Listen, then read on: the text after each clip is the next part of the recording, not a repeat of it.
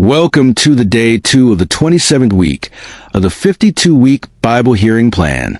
Let's listen to Leviticus chapter 10 to 12. Chapter 10. Aaron's sons Nadab and Abihu took their censers, put fire in them, and added incense, and they offered unauthorized fire before the Lord, contrary to his command.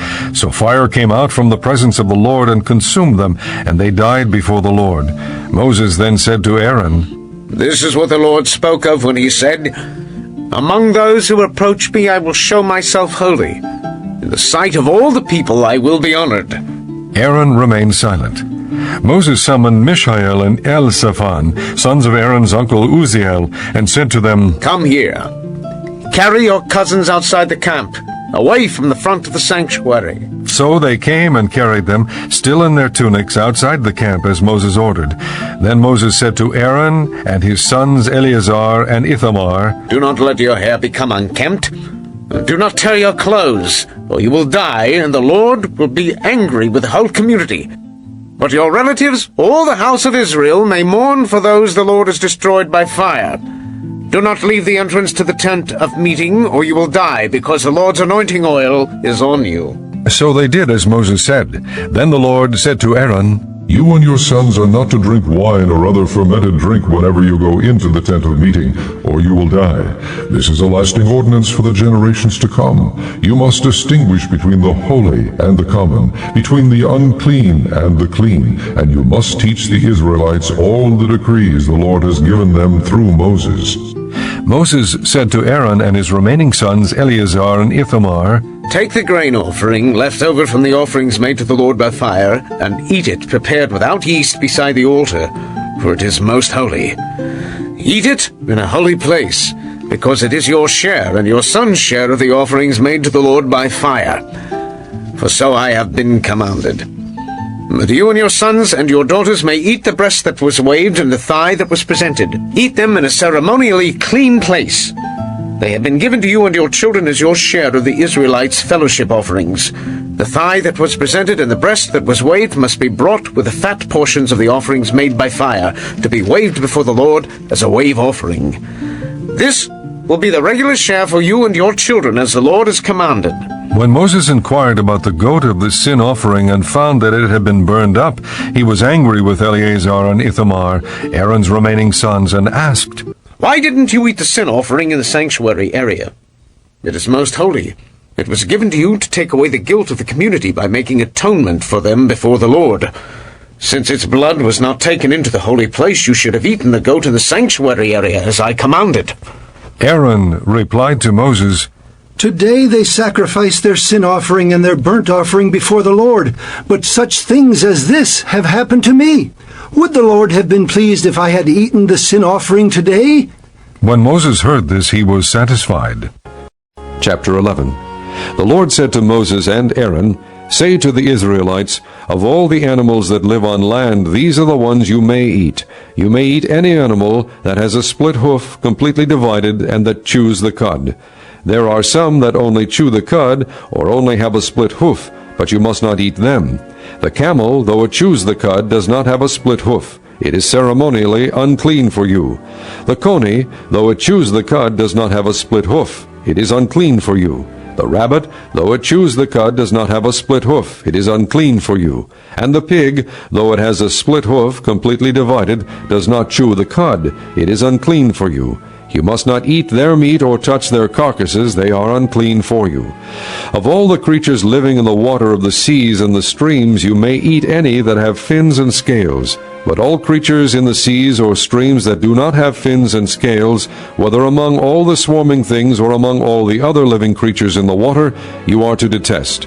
And since you are to detest them, you must not eat their meat, and you must detest their carcasses. Anything living in the water that does not have fins and scales is to be detestable to you. These are the birds you are to detest and not eat, because they are detestable: the eagle, the vulture, the black vulture, the red kite, any kind of black kite, any kind of raven, the horned owl, the screech owl, the gull, any kind of hawk, the little owl, the cormorant, the great owl, the white owl, the desert owl, the osprey, the stork, any kind of heron, the hoopoe, and the bat. All flying insects that walk on all fours are to be detestable to you. There are, however, some winged creatures that walk on all fours that you may eat, those that have jointed legs for hopping on the ground. Of these you may eat any kind of locust, katydid, cricket, or grasshopper. But all other winged creatures that have 4 legs you are to detest. You will make yourselves unclean by these. Whoever touches their carcasses will be unclean till evening. Whoever picks up one of their carcasses must wash his clothes, and he will be unclean till evening. Every animal that has a split hoof not completely divided, or that does not chew the cud, is unclean for you. Whoever touches the carcass of any of them will be unclean. Of all the animals that walk on all fours, those that walk on their paws are unclean for you. Whoever touches their carcasses will be unclean till evening.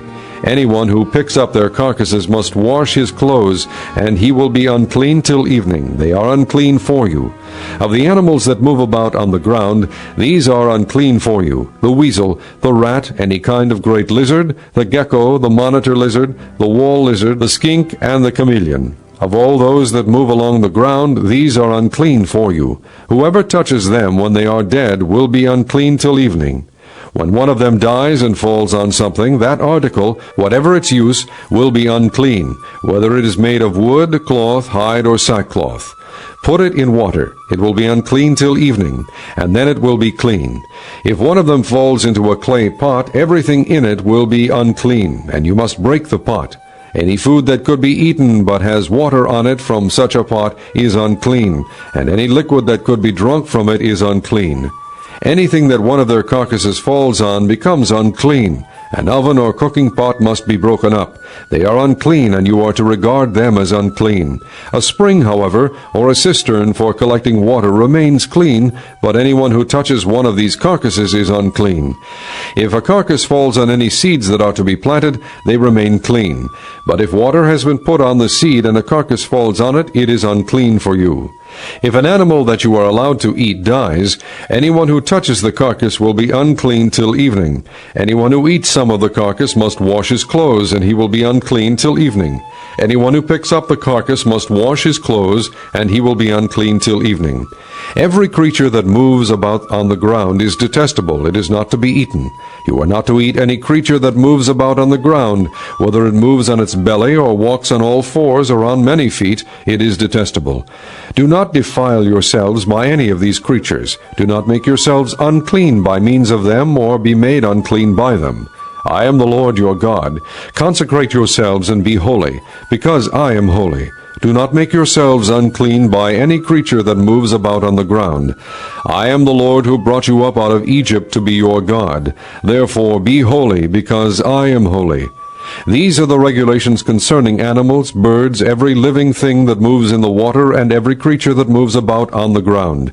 You must distinguish between the unclean and the clean, between living creatures that may be eaten and those that may not be eaten. Chapter 12. The Lord said to Moses, "Say to the Israelites, a woman who becomes pregnant and gives birth to a son will be ceremonially unclean for 7 days, just as she is unclean during her monthly period. On the 8th day the boy is to be circumcised. Then the woman must wait 33 days to be purified from her bleeding. She must not touch anything sacred or go to the sanctuary until the days of her purification are over. If she gives birth to a daughter, for 2 weeks the woman will be unclean, as during her period. Then she must wait 66 days to be purified from her bleeding. When the days of her purification for a son or daughter are over, she is to bring to the priest at the entrance to the tent of meeting a year-old lamb for a burnt offering, and a young pigeon or a dove for a sin offering. He shall offer them before the Lord to make atonement for her, and then she will be ceremonially clean from her flow of blood. These are the regulations for the woman who gives birth to a boy or a girl. If she cannot afford a lamb, she is to bring 2 doves or 2 young pigeons, one for a burnt offering and the other for a sin offering. In this way the priest will make atonement for her, and she will be clean.